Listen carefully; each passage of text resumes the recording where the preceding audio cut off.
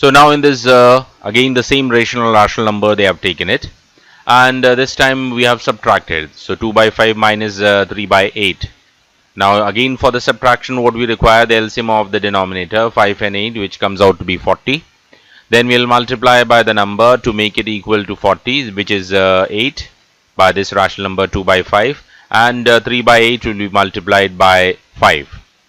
So we get the denominator equals to 40, and the numerators will be coming 16 and 15. On subtraction it comes out to be 1 by 40. But if you do it in the reverse order, that is 3 by 8 minus 2 by 5, the results comes out to be minus 1 by 40. So we can say that here the order is very important in the case of subtraction. So now we come to again the same two rational numbers. Now we are checking for the multiplication part. In the multiplication, we do no need to require of LCM is there. Directly we multiply numerator by numerator and denominator by denominator, which comes out to be 6 by 40. On cancelling, it comes out to be 3 by 20. And if you change the order, again the results comes out to be same. So we can say that P into Q equals to Q into P, as the results are coming out to be same. Now let us check for the division part also. This number divided by this rational number.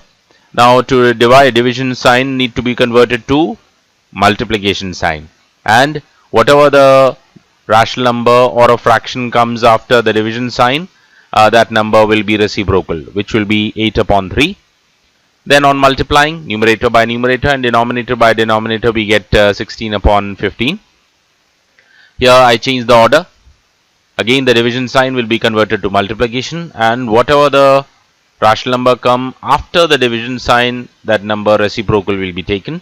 So which will be equals to 5 upon 2, and multiplying numerator by numerator and denominator by denominator, we get 15 upon 16.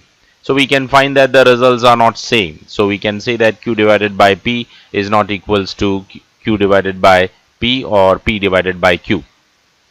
So the common patterns we have seen in the case of addition and multiplication. So now we'll come to the first heading, that is closure property.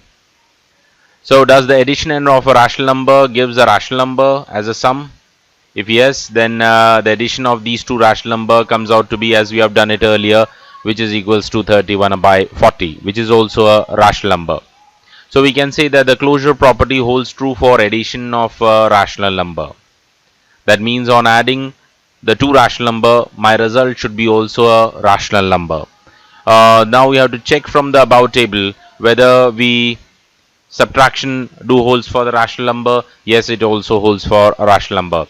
Do multiplication holds for rational number? Yes, it is do also hold for a rational number. Now closure property, does it hold for a division of a two rational number? We can say yes in most the case. But if we divide a rational number divided by 0, then my answer is not a rational number. So division case, the division of two rational number may or may not be a rational number. Provided if you divide it by a non-zero number, then it is again a rational number. But if you divide it by 0, any number divided by 0 is not defined, as we have studied it earlier. If you have not studied, listen carefully. Any number divided by 0 is not any number. That is, it is an infinity we can say, or it is not defined. So the closure property for division will only hold if we are dividing by non-zero number, a rational number. But if you are dividing it by 0, which 0 is also a rational number, because 0 can be written as 0 upon 1, and if you divide it by 0, then it is not holding for the division rule.